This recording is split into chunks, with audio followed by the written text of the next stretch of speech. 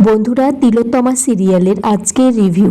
তমসা সময় মতো এসে তার ঠাম্মির পাশে শুয়ে পড়ে আর বলে যে ওটাই তাহলে আদিনাথ, আর যে বাকি দুজন ছিল, একজন হলো আবির, একজন আভাস। কিন্তু তিলোত্তমাকে যে মারার চেষ্টা করেছিল সেই ডাক্তারটাকে কি বা তার নাম?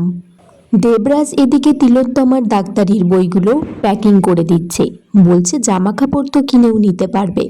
তখন তিলোত্তমার মা এসে তিলোত্তমার বাবাকে বলছে মেয়ের বিদায়ের সময় হয়ে গিয়েছে, নিচে যেতে।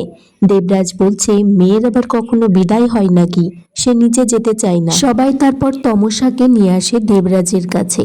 দেবরাজ বলছে তুমি এখান থেকে নিশ্চিন্তে শ্বশুর বাড়িতে যাও, এই দিকটা আমি সামলে নেব, কিন্তু একটা কথা মাথায় রেখো, যখন তোমার শ্বশুর বাড়িতে আমি যাব আমি যেন মাথা উঁচু করে বেরিয়ে আসতে পারি। দেবরাজ তারপর তমসাকে বলছে যে তিলোত্তমা, তুমি নাকি বাসর ঘরে নেচেছো। তিলোত্তমার মা বলছে এখন এইসব কথা থাক।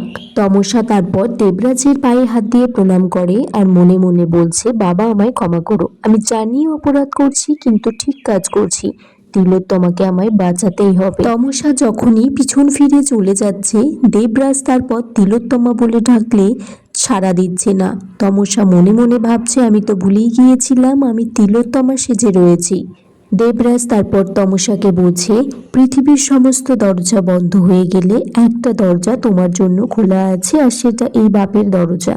তুমি মানুষকে সম্পর্ক ভুলে গিয়েও যে মানুষের সেবা করেছো তার জন্য আমি গর্বিত। তমসাকে তারপর তার ঠাম্মি মা বরণ করে তারপর তাকে গাড়িতে তুলে দেয়।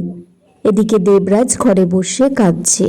আলেখ্য তখন ড্রাইভারকে বলে যে গাড়িটা ছাড়তে। তখনই একজন এসে তিলোত্তমার কানে কানে বলছে কালকে রাত্রে তুই বাইরে বেরিয়েছিলি, ঠাম্মিকে ঘুমের ওষুধ দিয়েছিলি, তবুও ঠাম্মির ভালো ঘুম আসেনি।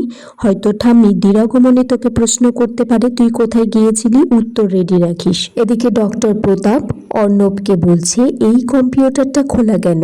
অর্ণব বলছে এটা ডক্টর তিলোত্তমার কম্পিউটার, কোনো ডেটা কালেক্ট হয়েছে কিনা জানি না। তখনই একজন এসে সিসিটিভি ফুটেজে হার্ড ড্রাইভটা ডক্টর প্রতাপকে দেয়।